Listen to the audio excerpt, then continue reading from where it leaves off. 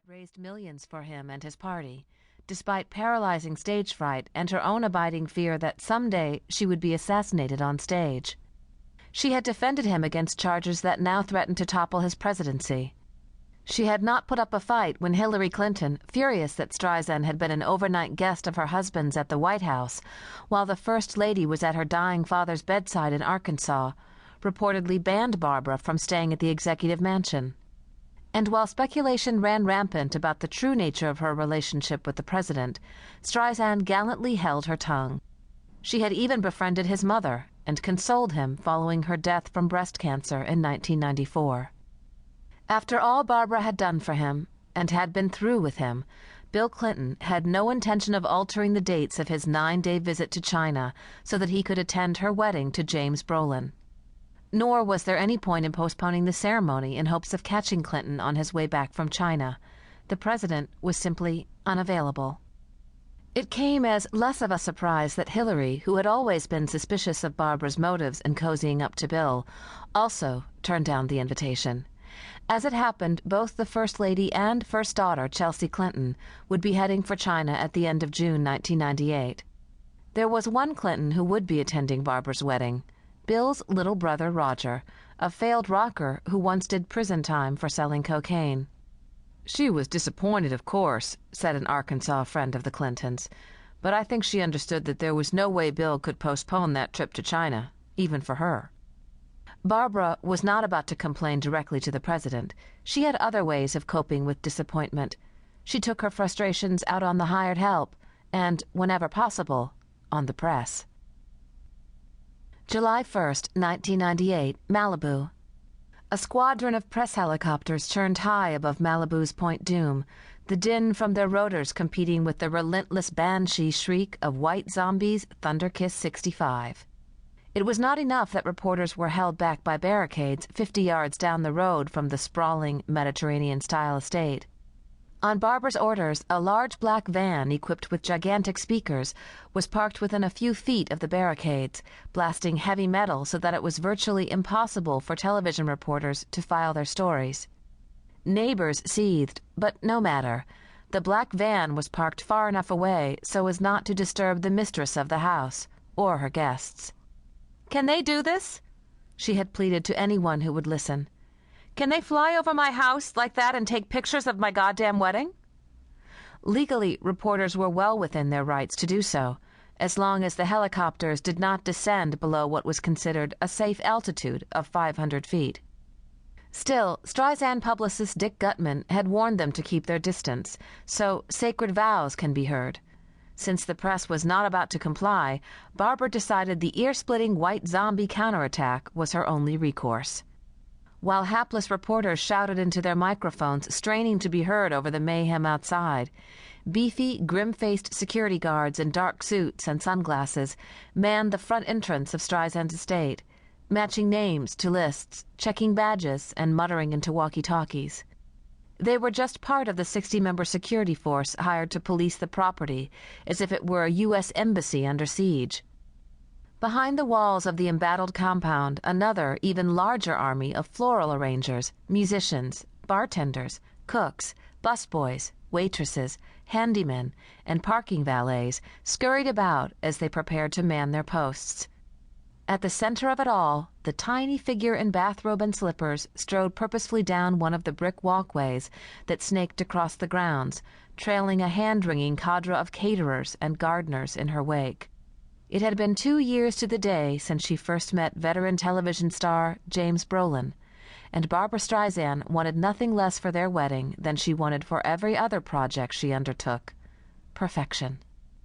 While she had played the part, most memorably as Fanny Brice camping it up on stage during the pregnant bride sequence in Funny Girl, "I am the beautiful reflection of my love's affection," Barbara had never had a real wedding of her own. Her 1963 marriage to Elliot Gould had been performed by a justice of the peace in Carson City, Nevada. This time, Brolin, fully aware that his fiancée had felt cheated, was urging Barbara to pull out the stops.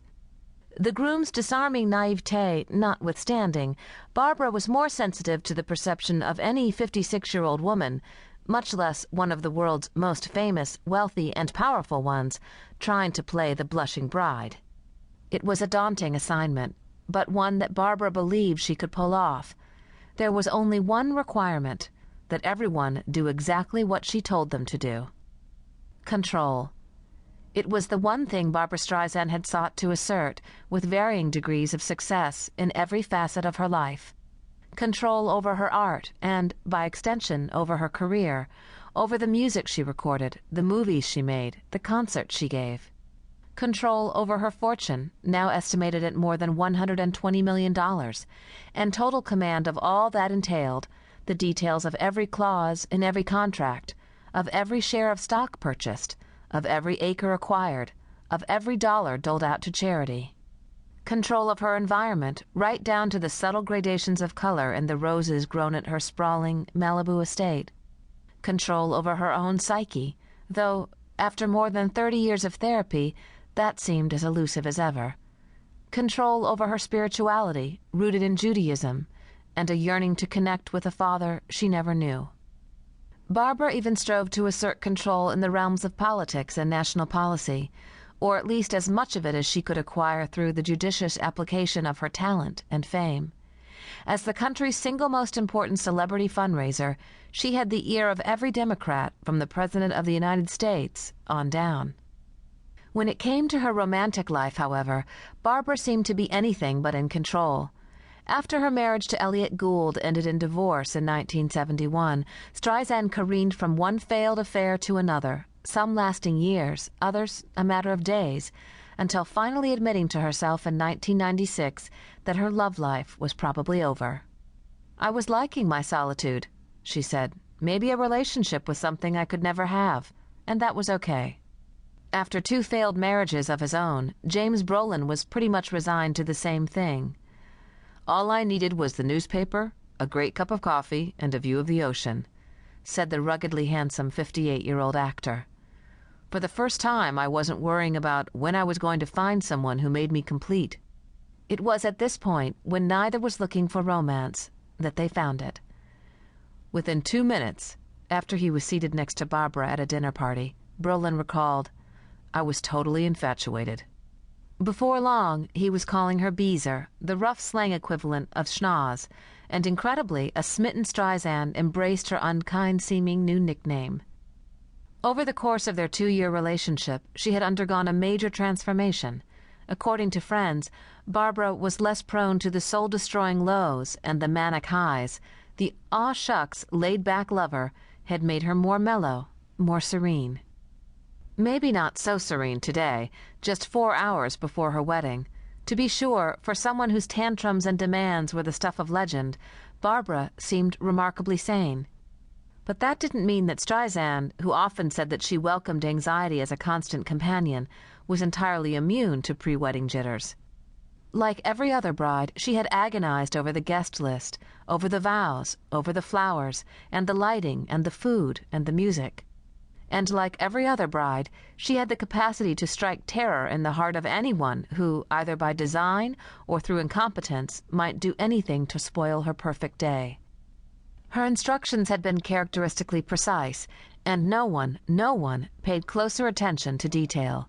Nevertheless, there had been a minor slip-up or two, the kinds of mistakes that at other, more lonely, more desperate times could easily have ignited a tantrum or resulted in a summary dismissal. "What's this?" Barbara had asked a startled waiter, plucking a bottle of San Pellegrino mineral water from a crate and holding it up to his face. "Water?" the young man answered quizzically. "Perrier, not Pellegrino. I was very clear on that," Barbara said. "I want Perrier, now." Periodically, Streisand would stop to peer at the reporters outside her gates, milling about even as White Zombie boomed from the unmarked black van. Her plan to foil the press, or at least to keep it at arm's length, just this once, seemed to be working. Barbara took no small satisfaction in this. She had wanted to be married in her magnificent garden, where the species of rose named after her bloomed in abundance, but the press helicopters had made that impossible. She had no desire to stage a replay of Madonna's 1985 Malibu wedding to Sean Penn, when the frustrated groom fired several shots at press helicopters before scrawling a defiant "fuck you" on the beach in letters 20 feet high.